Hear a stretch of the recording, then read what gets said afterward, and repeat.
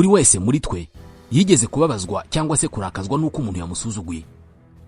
Buri wese muri twe afite uko asobanura gusuzugurwa. Kuri bamwe, umuntu aba agusuzuguye iyo agabanije agaciro wowe utekereza ko ufite. Utekereza ko uri ku rwego rwo kwicara mu b'imbere, ariko bakujyanye inyuma kwicarana n'abo wowe uvuga ko baciriritse. Ku bandi, gusuzugurwa ni ukwirengagiza urwego uriho, ntibagufate nk'uko abari kuri urwo rwego bafatwa. Ugiye kubara abantu batabanye neza kubera ko bashinjanya gusuzugurana waruha, kubera ko ni benshi cyane. Uko tubona twese tubaho twiruka inyuma y'ibintu kugira ngo tugire ubuzima bwiza, ariko cyane cyane kugira ngo tugire ububasha ku bandi. Dushaka ko batubona neza kandi bakabona ko tubafiteho ububasha, tukabugira no kubiriho byose. Ububasha, power cyangwa se pouvoir, turabwifuza, tukabutinya, tukabwiruka inyuma, kandi tukabukoresha mu kwirinda. Kwiyumva nk'umuntu udafite ububasha ku bandi ni imyumvire mibi cyane. Kwiyumva gutya bituma utangira gutekereza ko ntacyo umaze, ko nta bushobozi na buke ufite bwo kugira icyo uhindura ku biriho. Muri make, wumva kubaho kwawe ntacyo bivuze, kubera ko uko kubaho kwawe ntacyo bihindura. Biba bimeze nk'aho udahari. Nshuti bakunze mudukurikiye, tugiye kuvuga ku mategeko 48 y'ububasha, 48 laws of power. Iki ni igitabo cyanditswe na Robert Greene. Buri tegeko muri aya rivuga ku myitwarire ukwiriye kugira niba ushaka kugira ububasha ku bandi. Niba ushaka kubana n'abandi neza, ariko mukabana atari wowe uri ku rwego rwo hasi. Tugiye guhera ku itegeko rya 13 kubera ko yabanje twayavuzeho mu bindi biganiro. Je nitwa Ismael Mwanafunzi. Mbahaye ikaze.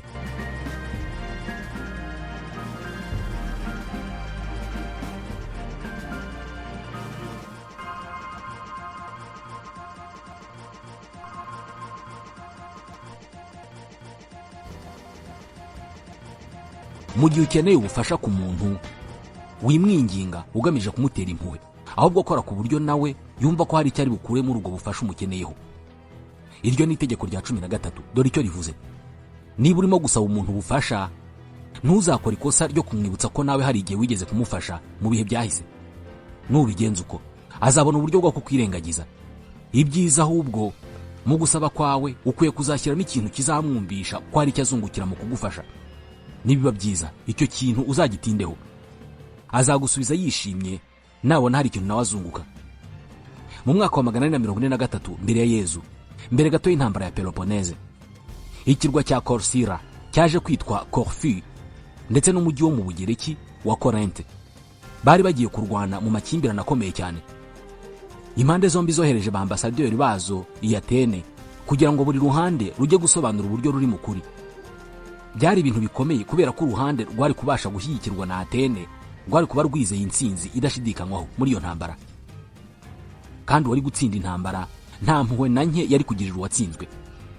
Ambasaderi wa Corcyra yafashe ijambo mbere, avuga ko iki kirwa cye ngo kitigeze giha ubufasha ubwo aribwo bwose Atene mbere, ndetse ko rimwe na rimwe ahubwo iki kirwa ngo cyifatanije n'abanzi ba Atene. Nta bushuti na buke bwari hagati y'iki kirwa cya Corcyra na Atene. Ibi rwose ambasaderi yarabyemeye, asa nk'uwemera icyaha. Muri make, yari yaje Atene kubera ubwoba n'impungenge ku mutekano wa Corcyra. Ikintu cyonyine yari afite cyo gutanga ni ukwemera ubufatanye bushobora kuvamo inyungu z'impande zombi hagati y'ikirwa cye na Atene. Corcyra yari ifite ubwato bw'intambara bunini, ariko burushwa ubushobozi n'ubwa Atene. Gusa ubufatanye bw'ibihugu byombi bigahuza ubwo bwato bwabo bombi byari kurema igisirikare kirwanira mu mazi gikomeye cyane cyashoboraga gutitiza umwanzi wa Atene ari we Sparte. Iki nicyo cyonyine ikirwa cya Corcyra cyari gifite cyo gutanga kuri Atene ngo gishyigikire muri aya makimbirane. Ambasaderi wa Corcyra yavugaga ijambo rwose aciye bugufi yinginga, ariko aza kugaragaza inyungu Atene yabona iramutse yemeye gushyigikira Corcyra. Hanyuma noneho ambasaderi wa Corinthe yahise afata ijambo maze avuga imbwirwaruhame nziza cyane koko. Yarondoye ibintu byiza byose Corinthe yakoreye Atene mu bihe byashize. Arangije arabaza ati ubwo byagaragara bite ku zindi nshuti za Atene baramutse babonye muhisemo gushyigikira umwanzi aho gushyigikira inshuti yanyu ariyo twe? Ubwo byagaragara bite Atene idashyigikiye inshuti yayibereye indahemuka kuva kera? Ati birashoboka ko izindi nshuti za Atene nazo zahita zivaho zibonye ko ubudahemuka bwazo kuri Atene ntacyo buzazimarira mu bihe bizaza. Yavugaga asa naho agaragaza ko Atene ifitiye umwenda Corinthe kubera ibyiza yayikoreye mu bihe byahise. Yanagiye kure, amanukura urutonde rw'ibintu byiza Korente yakoreye Atene mu bihe byashize. Yashaka kugaragaza ko Atene yakabaye yitura Korente kubera ko ari inshuti y'igihe kirekire. Nyuma y'imbwirwaruhame, Abanya-Atene bagiye impaka kuri iyi ngingo mu nteko y'abaturage. Byarangiye hafi ya bose batoye ko bagomba gushyigikira Korsira, Korente ikajya ku ruhande. Ibi nta ambasaderi wa Korente atigeze amenya nuko kurondora ibintu byiza igihugu cye cyakoreye Atene bitatumye Atene yumva ko igomba kubitura, ahubwo ko yabirondoraga yasaga n'usaba Abanya-Atene kwiyumva nk'abanyabyaha n'abanyantege nke bamaze igihe kinini babeshejweho n'impuhwe n'ubufasha bw'inshuti yabo, ku buryo noneho igihe cyari kigeze cyo kwishyura. Bari babizi ko nibanga gushyigikira Korente, izindi nshuti zabo ziza kumva ko Atene atari igihugu cyangwa se umujyi wo kwizera, kubera ko ubushuti bwanyu yabutatira igihe icyo ari cyo cyose. Gusa nanone Atene yatwaraga ubwami bwayo ikoresheje imbaraga. Yari ibizi ko niyo byaba guhangana yatsinda. Iyo abantu bagomba guhitamo kuvuga ku hahise cyangwa se ku hazaza, umuntu ushyira mu gaciro buri gihe ahitamo kuvuga ku hazaza, ndetse rimwe na rimwe akibagirwa hahise. Abanyakorsira bavuye aho babibonye neza ko ari byiza gushyira mu gaciro no gutekereza ku ngaruka z'ibyo uvuga igihe ibyo uvuga bigamije gusunikira undi muntu gufata icyemezo runaka. Mu bikorwa byose uzakora, ushakisha ububasha cyangwa se ushakisha uburyo abandi bakubaha, byanze bikunze uzahora ukenera ubufasha bw'abakurusha ububasha cyangwa se abamaze kugera aho wifuza kugera. Gusaba ubufasha rero nabyo ubwabyo ni impano. Iyi mpano ariko ishingira ku bushobozi ufite bwo kumva no gusobanukirwa umuntu usaba ubufasha. Ni byiza buri gihe kumenya umuntu ukeneyeho ubufasha, kubera ko bigufasha gutandukanya ibyo ukeneye n'ibyo wakeneye. Ushobora kuba wowe ukeneye ubufasha, w'icyo akeneye ari icyubahiro. Icyo gihe uzamenya uko umwitwaraho ngo yumve yubashywe.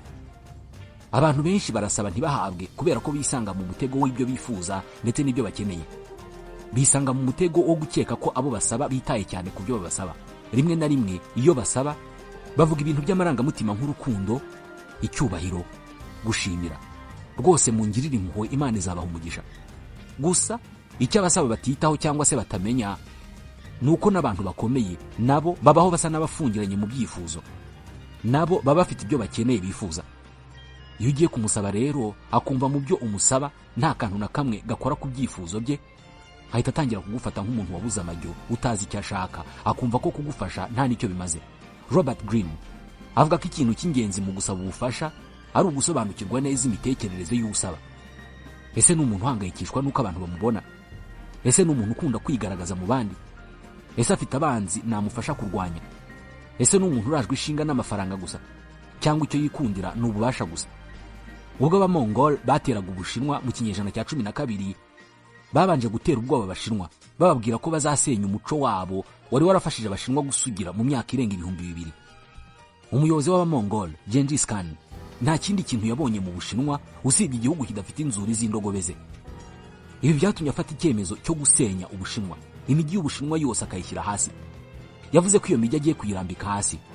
Ati iki gihugu ibyiza ni ukugisenya, ibi bintu byose bubatse nkabishyira hasi, ubundi nkareka hakamera ubwatsi bw'indogobe zanjye. Ubushinwa ariko bwaje kurokoka. Gengis Khan ntabwo yabusenye, gusa umuntu warokoye Ubushinwa ntabwo ari umusirikare cyangwa se umujenerali, yewe nta nubwo ari umwami. Ni umuntu usanzwe witwa Yeru Shutsai. Shutsai nta nubwo yari Umushinwa, yari umunyamahanga wari warikundiye umuco w'Abashinwa. Uyu yakoze ku buryo yihindura umujyanama wa Gengis Khan, maze amugira inama y'uko aho kugira ngo asenye Ubushinwa nk'uko yabivugaga, ahubwo icyiza yafata ubutunzi bw'agaciro bw'Ubushinwa akabwitwarira, aho kugira ngo ibyo bintu abisenya bipfushe ubusa. Yamubwiye ko icyiza yakora ari ugushyiraho umusoro ku muntu wese wabaga mu Bushinwa.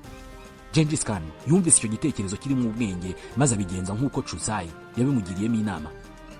Igihe Gengis Khan yafataga umujyi wa Kaifun, yari afite igitekerezo cyo kwica abaturage bose ba Kaifun. Ariko Chutsai aramubwira ati oya, buriya rero abanyabwenge bose bavuye mu yindi mijyi yo mu Bushinwa bahungiye muri uyu mujyi wa Kaifun. Aho kwica abaturage rero, ibyiza nuko abo banyabwenge n'abaenjeniyeri bose bahungiye wabakoresha mu nyungu zawe aho kubica. Kaifun nayo ibirokotse iryo. Ntabwo Gengis Khan yari yarigeze agira impuhwe nk'izo ngizo mbere, gusa nanone ntabwo ari impuhwe ze zakijije Kaifun. Chutsai yari azi Gengis Khan cyane. Gengis Khan yari umurwanyi utagira impuhwe, utitaye na gato ku muco. Icyo yitagaho mu buzima bwe cyari intambara ndetse n'umusaruro wayo. Chutsai yahisemo gukoresha amarangamutima amwe yonyine yari azi ko azakora ku mugabo umeze nka Kani: ubusambo. Aka kanya ntabwo uzi ibyo abantu biteguye gukora kubera inyungu zabo. Igihe cyose uberetse ko ushobora kandi ko witeguye gushyira mu bikorwa ibyifuzo byabo, imbaraga zabo zo kwanga icyifuzo cyawe zihita zitakara.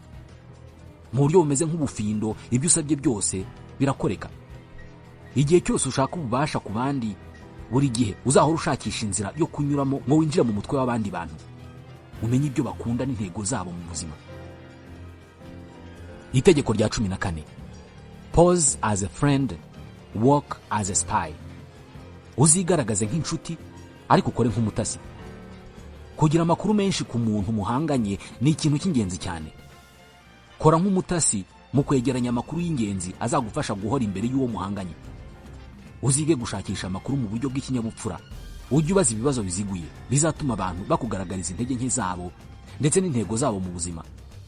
Nta gihe na kimwe kitaba ari cyiza mu kumenya amakuru yagufasha.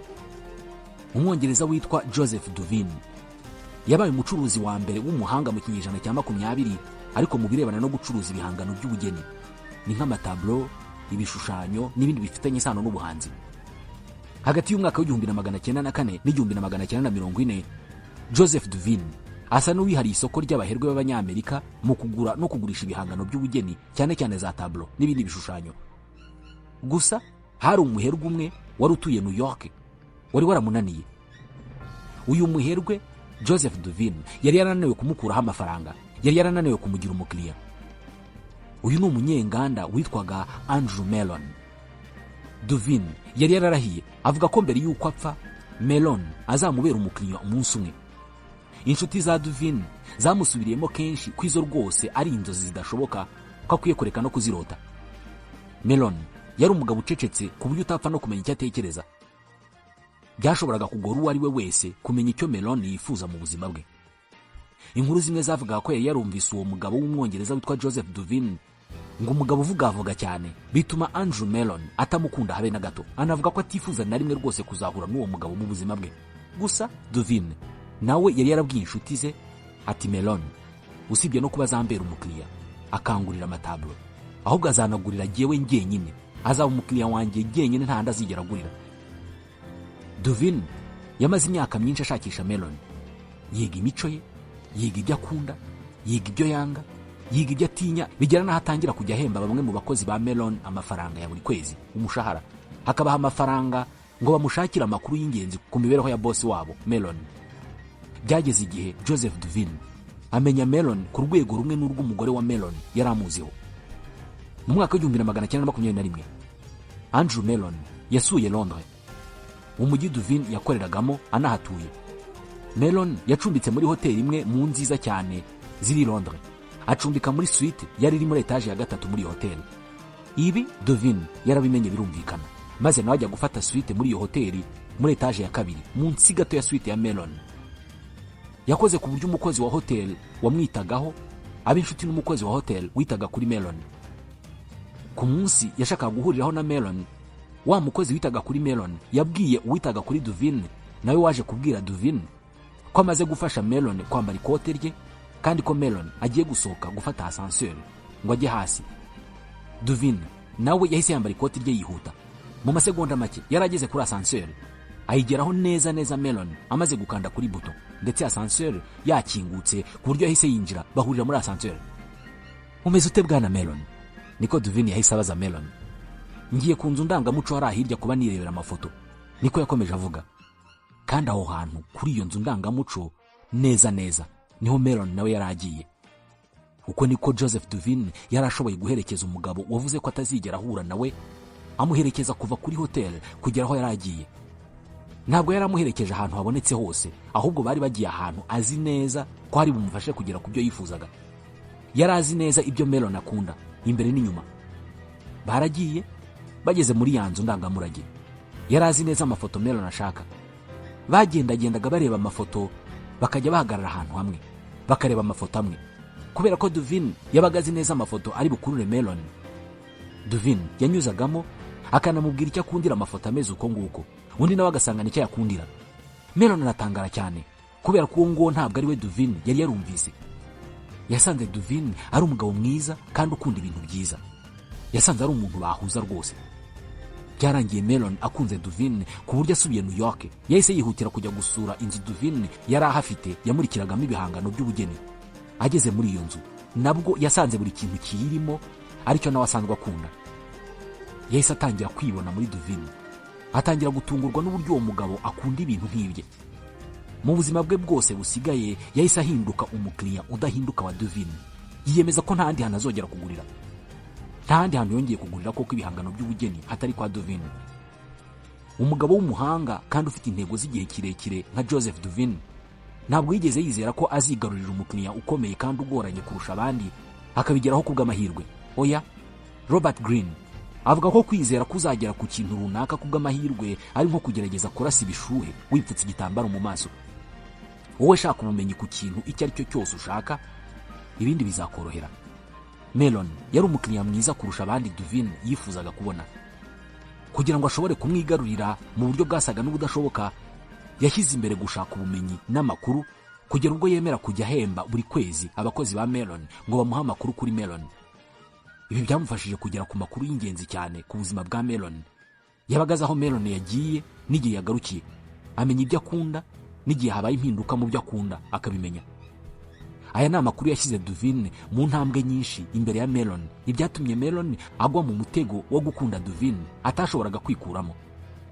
Buri gihe iyo Duvin yabaga ashaka ko umuherwe runaka mubera umukiriya, yamushakagaho amakuru yose ashoboka, agashyiraho n'abamaneko bamumenyera aho uwo muherwe aba ari igihe ari buhavire, ariko cyane cyane bakamumenyera ibyo akunda n'ibyo yanga ku buryo bizarangira anabaye inshuti ye. Hari undi mucuruzi wari uhanganye na Duvin muri business, nawe wageragezaga kwigarurira undi muherwe witwaga Henry Frick. Ariko buri gihe uko yajyaga kureba Frick yahasangaga Joseph Duvin, agasanga yamutanze iyo, bikamera nkaho Duvin afite icyumviro cya gatandatu cyangwa se ko abera hose icyarimwe. Byageze aho bamwe mu bacuruzi bari bahanganye na Duvin bareka ibyo guhanganira nawe abakiriya b'abaherwe. Ibi ni byo kugira amakuru ahagije bikora, bituma abo muhanganye bose babona ko usa n'ushoboye byose, maze ibyo guhangana nawe bakabivamo. Iyo uzi gushaka amakuru kandi ukayashaka mu buryo bumeze nk'ubutasi, nta n'umwe umenya aho ukura ububasha bwawe, kandi ibyo badashobora kumenya ntibashobora kubirwanya. Abategetsi bareba bakoresheje abatasi nk'uko inka zireba zikoresheje impumuro, abatware baba endu bakareba bakoresheje ibyanditswe, mu gihe abandi bantu bose basigaye bareba bakoresheje amaso. Aya ni amagambo ya Gnutilia, umufilozofe w'umuhindi wo mu kinyejana cya 3 mbere ya Yezu. Iyo ushaka kugira ububasha ku bantu, intego yawe ibikwiye kuba kugira ubushobozi bwo kumenya ibintu byo mu gihe kizaza bishobora kuzabaho. Ikibazo kirimo hano ni uko abantu batakubwira ibyo batekereza byose, amarangamutima yabo cyangwa se imigambi yabo. Iyo wishingikirije gusa ku kugenzura ibyo bavuga, birangira nta musaruro bitanze, kubera ko mu magambo yabo bahisha igice kigaragaza amarangamutima yabo, bagahisha cyane ibyo bakunda kurusha ibindi, ndetse n'imigambi yabo bakayihisha. Ibi bigira ingaruka ku kuba utashobora kumenya imigambi yabo y'ahazaza. Uburyo bwiza ni ukubashakaho amakuru ukoresheje uburyo batamenya kurimo kubegeranyaho amakuru. Iyi niyo nzira nziza yo kumenya gahunda zabo zihishwe batajya bavuga ku mugaragaro. Uburyo bwo kubigeraho ni ugukoresha abandi bantu mu buryo bumeze nko gutata cyangwa se kuneka nk'uko Duvin yabigenje. Gusa ibi nabyo bikagira ingaruka y'uko abo ukoresha bashobora kukuvamo, bityo umugambi wawe ukabura pfubye. Robert Greene avuga ko uburyo bwiza butagira ingaruka ari ukubyikorera wowe ubwawe. Hano inama uyu mwanditsi atanga zishobora kutishimirwa na benshi kubera ko ahamagarira abantu kubindyarya. Umva uko abivuga: niba ushaka kugenzura umuntu cyangwa se kumugiraho ububasha, igira inshuti ye, ubundi namara kukwizera utangire wegeranya amakuru ku miterere ye ndetse n'imigambi ye y'ahazaza. Umunyapolitike w'umufaransa wamenyekanye cyane ku butegetsi bwa Louis XVI witwaga Charles Maurice de Talleyrand-Périgord yari umuhanga cyane muri ibi bikorwa. Yari umuhanga mu gukuramo abantu amabanga binyuze mu biganiro bisanzwe kandi mu kinyabupfura cyinshi. Iyo mwaganiraga yagusunikiraga ku kumubwira ibintu utakekaga ko wabwira uwo ari we wese, kubera ko yakoreshaga ibyitwa insinuation, gushaka kumvikanisha ikintu ariko utakivuze mu magambo yacyo, kumera nk'urimo gushinja umuntu ikintu ariko utabivuze mu magambo yeruye. Ibi ngibi bituma uwo muntu murimo muganira atangira kwisobanura, bigatuma avuga byinshi n'ibitari ngombwa. Iyo mwaganiraga yakoraga ku buryo asa nk'uvuye muri icyo kiganiro, uwo baganira agasigara ameze nk'aho ari we wenyine urimo kuvuga kubera ko yasunikiraga uwo muntu mu kwisobanura, ukamara umwanya munini wivuga bikarangira uvuze ku miterere yawe ndetse n'imwe mu migambi yawe ukayimubwira. Niba ushaka kumenya ko umuntu abeshya, kora nk'aho urimo kwizera buri jambo ryose riri kumusohokamo. Ibi bizamuha imbaraga zo gukomeza kukubwira. Ibyishimo aterwa no kuba yabashije kukwemeza ibyo avuga bizamusunikira kukubwira n'ibirenzeho, birangire yivuyemo ku ngingo zimwe na zimwe. Ni amagambo ya Talleyrand. Nanone nutekereza ko umuntu arimo kukubwira igice cy'ukuri, ugakeka ko hari ibintu arimo aguhisha akakubwira igice, kora nk'aho utamwizeye. Uko kutamwizera bizamusunikira gusohorana kwa kuri kundi yari yahishe. Nubwo Talleyrand mu buzima bwe bwose abantu bavuga ko ari umuhanga mu kuganira, ariko yavugaga gake cyane nibwo yagaragazaga ibitekerezo bye. Yakundaga gutegura imikino ihuriyemo abadiplomate n'abandi bantu bafite amakuru menshi akeneye, abantu bagahura bakaganira, wakajyanagamo akajambo kamwe gusa kari butume bisanzura bakavuga byose. Aha niho Robert Greene ahera avuga ko mu gihe abantu bahuriye ahantu hamwe ari benshi mu bikorwa bitandukanye, mu biganiro bagirana nibwo biba bisa naho buri wese yakuyeho ingamba zose z'ubwirinzi mu mivugire. Ikibi cyane hano ni uko bitiranya kuba ubitayeho n'ubushuti, bigatuma hari ibyo bagaragaza batari kugaragaza. Amenshi muri aya mategeko 48 y'ububasha yo muri iki gitabo 48 Laws of Power asa nashishikariza abantu kubaho imibereho benshi bemeza ko ari y'uburyarya no kutagira amarangamutima mu birebana n'imibanire n'abantu. Nk'ubu itegeko rya 15 umva uko rivuga: umwanzi wawe ukwiye kumusya ukamusenya burundu. Abategetsi bose b'ibihangange babayeho guhera kuri Musa kugera ku bariho uyu munsi bazi neza ko umwanzi ukomeye aba akwiriye gusenywa nta mpuhwe na nkeya yagiriwe. Bamwe muri bo bize iri somo binyuze mu buryo bukomeye babanje kuhababarira. Umwanzi udasenywe ngo aveho burundu, iyo yisuganije azana ubukana bukabije akaba ari ugusenya binyuze mu kwihorera. Crush him not only in body but in spirit, niko Greene yanditse muri iki gitabo. Musye umushwanyaguze atari ku mubiri gusa, ahubwo no muri roho. Nta muntu ukwiye kwirengagiza umwanzi yibwira ko uwo mwanzi ari umunyantege nke. Umwanzi udakuweho aba mubi cyane kandi akazamukana ubukana nk'ubw'umuriro mu byatsi byumye, niko yanditse. Nta makimbirane hagati y'abategetsi yamamaye kandi ngo avugweho cyane mu mateka y'Ubushinwa nk'ubushyamirane bwabayeho hagati ya Xiang Yu na Liu Pang.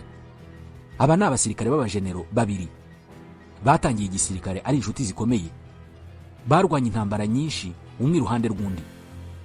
Xiang Yu yari yaravukiye mu muryango mwiza w'abakire b'abategetsi.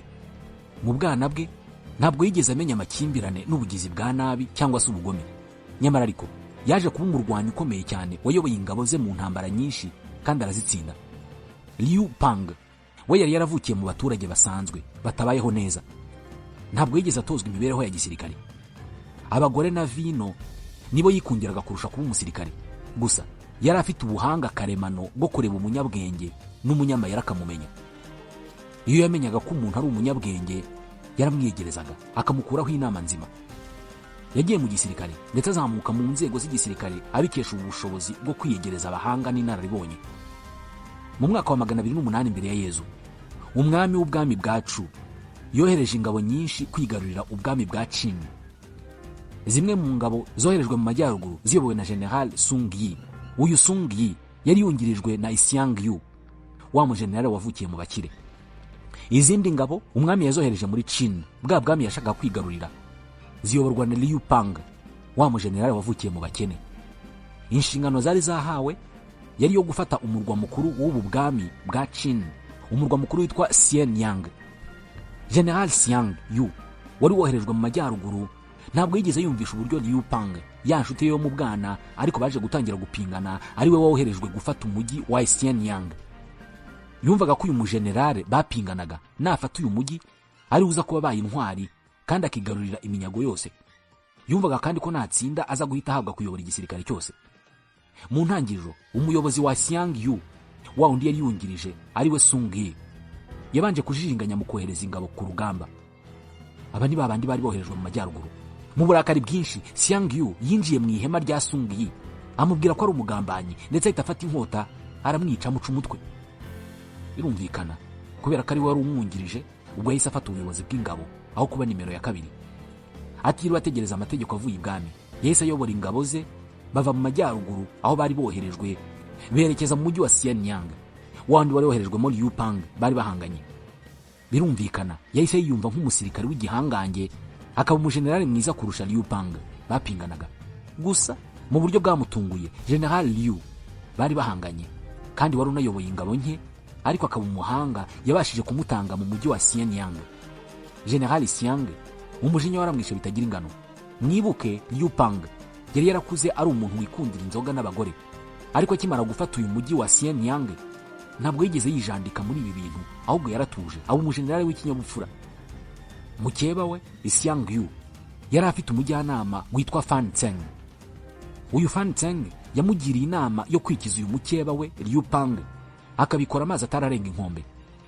Yamugiriye inama yo kumutumira mu musangiro hanze gato y'umujyi wa Xianyang.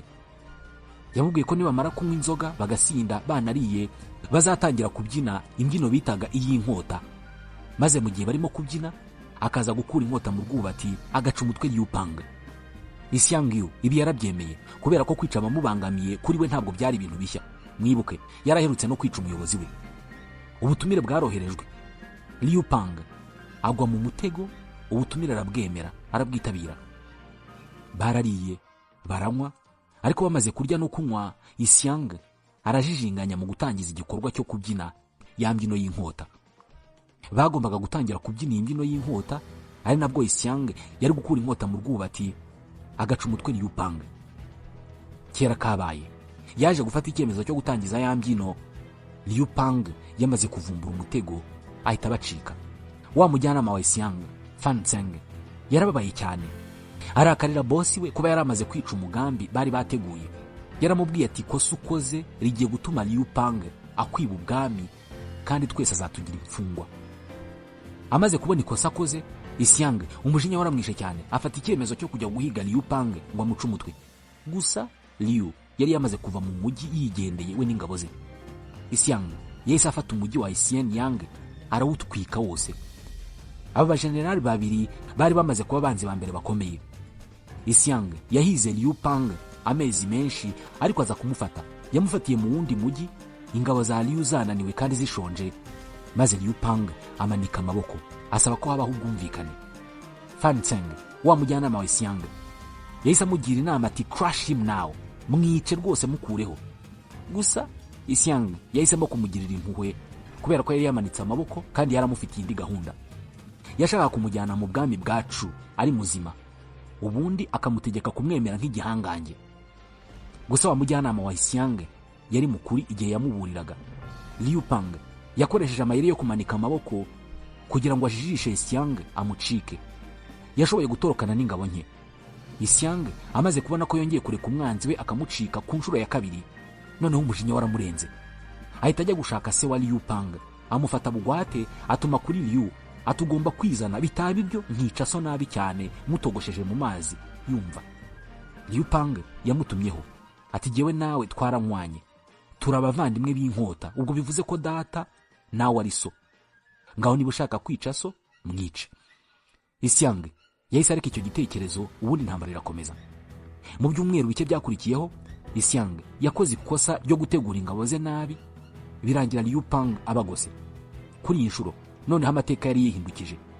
Xiang niwe wamanitse amaboko asaba amahoro, asaba ko habaho ibiganiro by'amahoro. Umujyanama wa Liu nawe yahise amugira inama yo kutazana iby'impuhwe. Yaramubwiye ati crush him with his army, musyane n'ingabo ze zose. Liu Pang yabeshye Xiang ko amwemereye ko bagirana ibiganiro, maze Xiang aturisha ingabo ze. Bagishyira intwaro hasi, ingabo za Liu zahise zibica hafi ya bose, ariko Xiang abasha gutoroka. Yirutse n'ibirenge ari wenyine, ariko aza guhura na zimwe mu ngabo ze nazo zari zirimo zihunga. Akibona abasirikare be yahise asuka amarira ati numvise ko Liu Pang yashyizeho ibiceri 1000 bya zahabu ndetse n'ubutaka bugizwe n'imiryango 10,000 bwo gutegeka ku muntu wese ngo uzanyica. Ndabizi ibyo bintu mwese murabishaka, reka mborohereza akazi rero. Yahise afata inkota ye ayitera mu muhogo agwaho. Aha rero niho Robert Greene muri iki gitabo yakuye itegeko rya 15 rivuga ngo ntuzigere na rimwe ujijinganya mu gukuraho umwanzi wawe, kubera ko nutabikora ubwe ni uzakwiyicira igihe amahirwe azamugwa mu biganza. abihera ku buryo aba bajenerali babiri bari inshuti ndetse baranywanye, ariko umunsi Yixiang yagaragaje ko ashaka kwica Liu Pang ariko bikamunanira. Icyo gihe yarashyize iherezo ku buzima bwe.